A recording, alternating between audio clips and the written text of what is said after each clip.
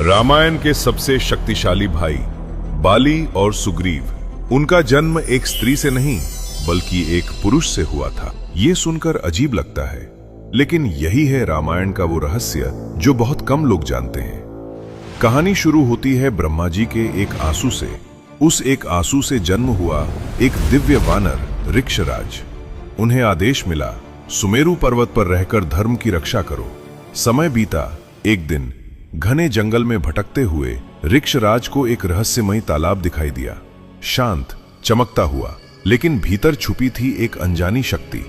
प्यास से व्याकुल होकर जैसे ही उन्होंने उस पानी में छलांग लगाई, प्रकृति का नियम ही बदल गया।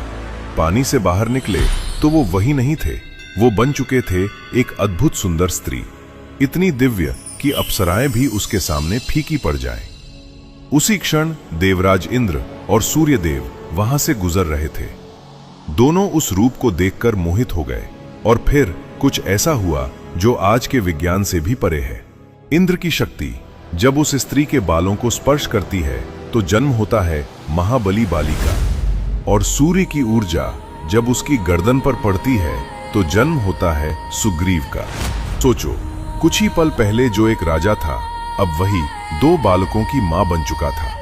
लेकिन चमत्कार यहीं खत्म नहीं हुआ। अगली सुबह वो फिर उसी तालाब में उतरता है और बाहर आता है फिर से राजा ऋक्षराज बनकर। अब एक पुरुष अपनी गोद में 2 नवजात बच्चों को लिए खड़ा था।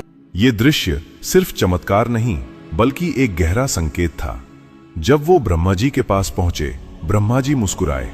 ये बच्चे साधारण नहीं हैं, ये देवताओं के अंश हैं। और उन्हें सौंपा गया किष्किंधा के भविष्य के रूप में। इसीलिए बाली के पास वो अद्भुत शक्ति थी कि जो भी उससे लड़ता उसकी आधी ताकत बाली में समा जाती। और सुग्रीव सूर्य के तेज और धैर्य का प्रतीक बना।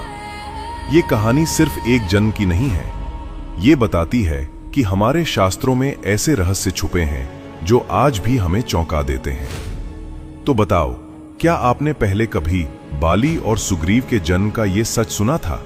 अगर आपको ये कहानी पसंद आई हो तो कमेंट में लिखें जय श्री राम।